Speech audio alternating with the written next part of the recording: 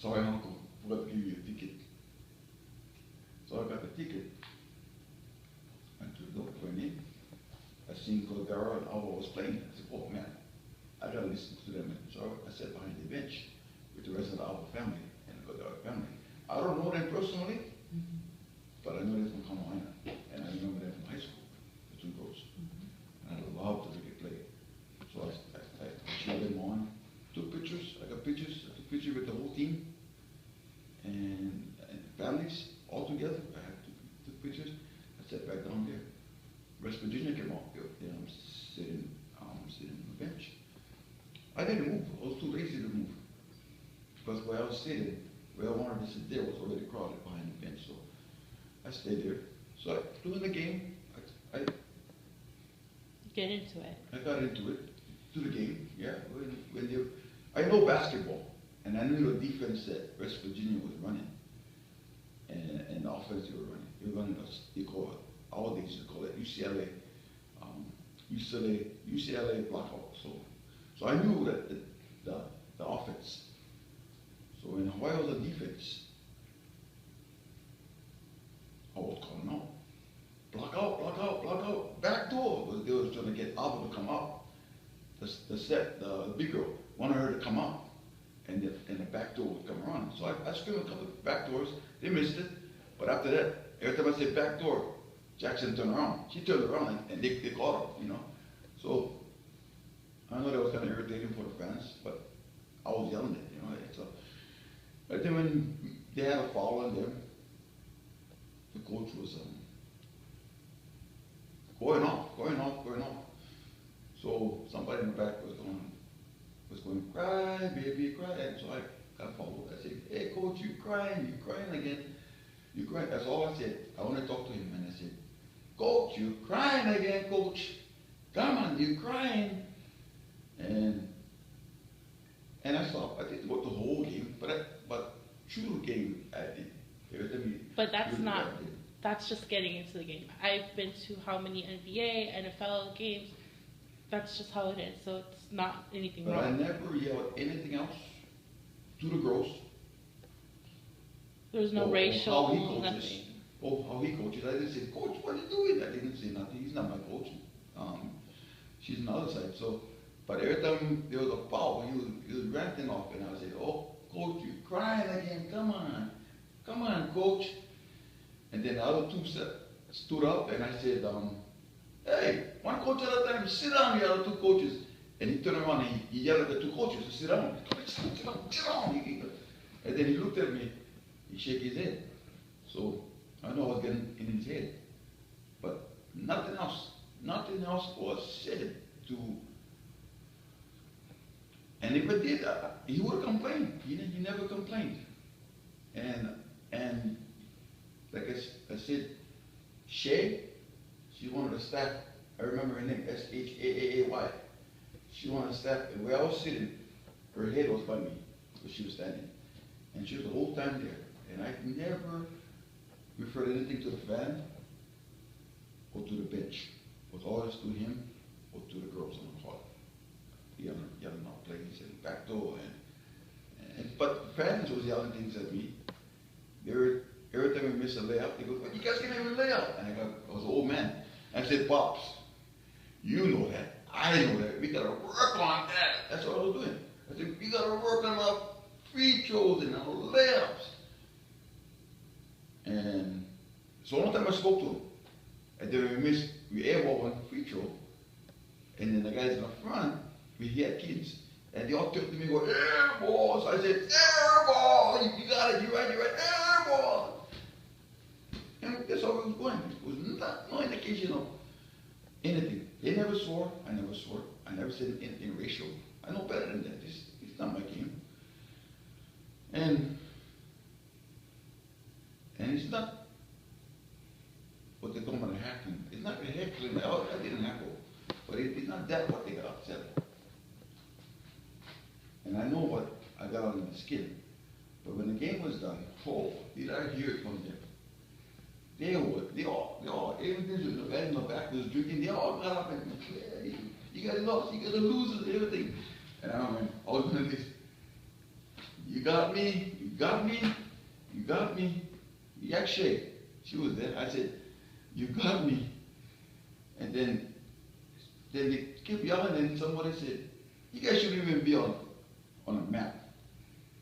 I took that as athletically, you know, our football team, and you know, we losing. I took that as athletic. They didn't explain themselves, but I didn't think they meant Hawaii should just vanish. So I remember the Hawaii coach in the newspaper saying it should be fun playing against the Big 12 because of competition. So I was standing up and I said, wait a minute. I said, the Big 12 is in the house. The Big 12. And Samoa, Hawaii, the Big 12 at 3 points. I said, and I was crying, oh my goodness, 3 points. And then that's when our Hawaii girls was walking around high-fiving the fans.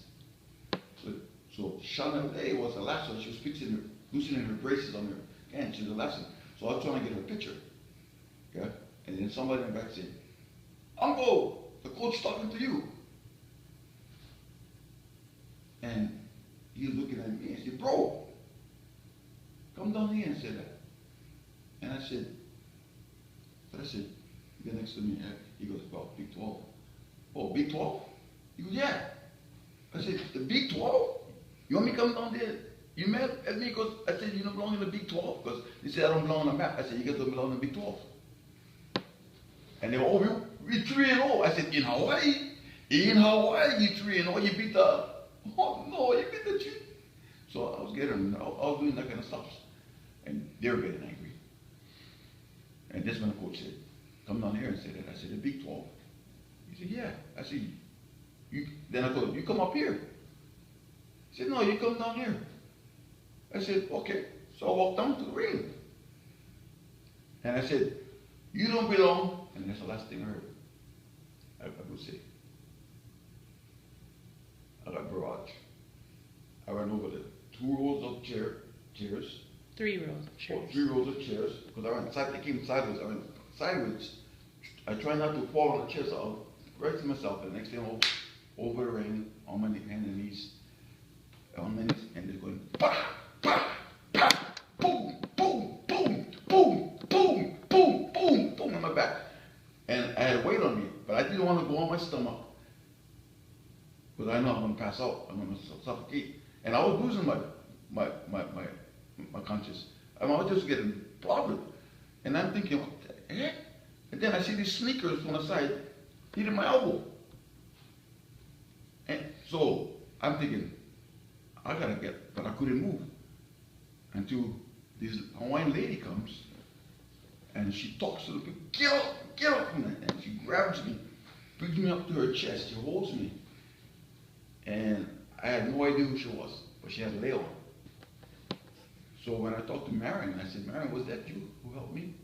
She said, no, that was Shanale's mom, Kohil's mom. I go, really? She goes, yeah. And I may tell you, she saved my life. She saved my life. And she didn't let go of me until the coast was clear. She hugged me, she looked at me, she goes, Uncle, are you okay?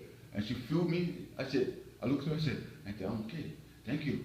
And I was breathing. But when I came up, I tried to turn around to see the people and one of your staff, and that staff was the guy who was directing the people on the gym. I don't know his name, but he's directing with the people who play the game with that halftime.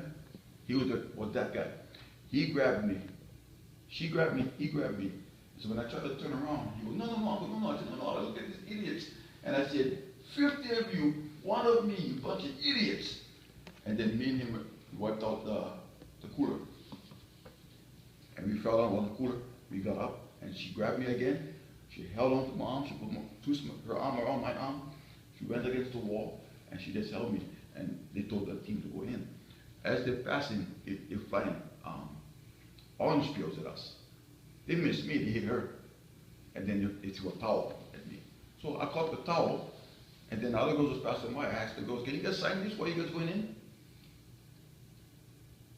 And then that guy who had the staff shirt on, And Mrs. Coelho told me, Uncle, you gotta leave. So I tried to go to the town. She said, no, Uncle, no. The team is in there. So I said, well, I'll go up here then. She said, no, you can't go up there. I said, why? She could talk to the people up there. I said, they mobbed me once. They mobbed me again. I claimed the Hawaiian people in his gym.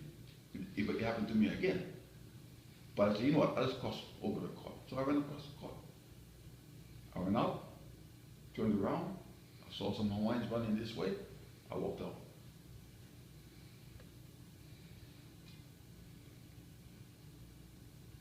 What I read on the paper saying that the Mountaineer fans try to hold me from going over the railing.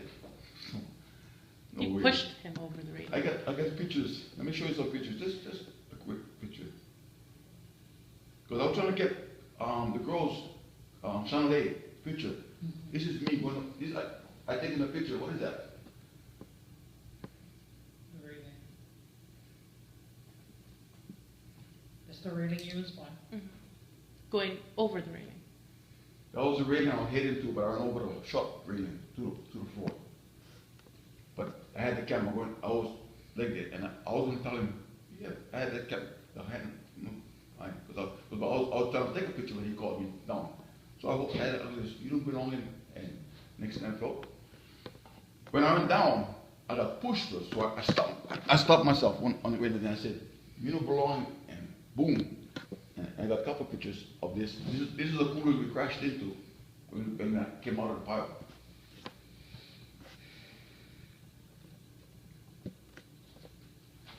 So obviously. All because I said, you don't belong in the Big 12. That's why they got mad. Not the heckling. The heckling was nothing. That's not heckling.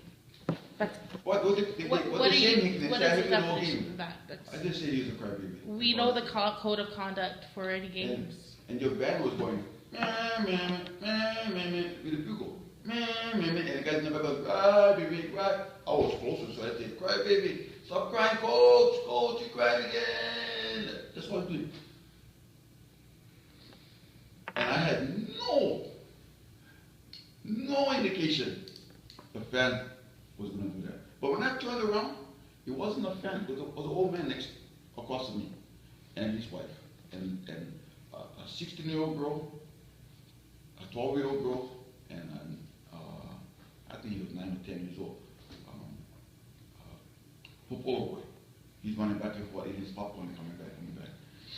And so when I was up there, it wasn't that crowded. When I turned around, it wasn't people in white t-shirts. That's the guys who was drinking back there. That's the guys who was drinking up there. Yeah, and they don't want to try to come. I didn't pay attention to them. I was never afraid. I never thought it was going to happen. That was going to happen.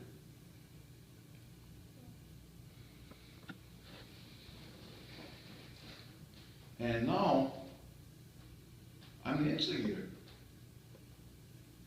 And the person who started the fight. And The definition of a fight is the person who hits first. No, that was not the my fight dad. when you're facing somebody. But not only that, it's who hit first. My dad didn't hit one person. I didn't get to a one blow. I didn't try to hit anybody. Well, that's the thing, is it's the media, it's what you said. It's what was portrayed of my father that's very upsetting and humiliating. And I went to work. Everybody was talking about, hey, had something out the wood. And I went to work, and I told everybody, yeah, the fans get one UH fan. I said, I'm the UH fan. You go, what? I'm not you. I'm the UH fan. I was a UH fan. And I told them, and I told everybody. And everybody called me Bacao. I said, no, Bacao faces his fighters. I said, I had no choice. I had to go, I went down for it, from behind me. And even if I did say something, that's not appropriate. Does that give somebody the right to assault somebody? I was assaulted. And my picture was put up. Where are the guys who was pounding on my head? You can see them on the video, a black guy and a white guy going peeing off on me. You can see that, but no, what if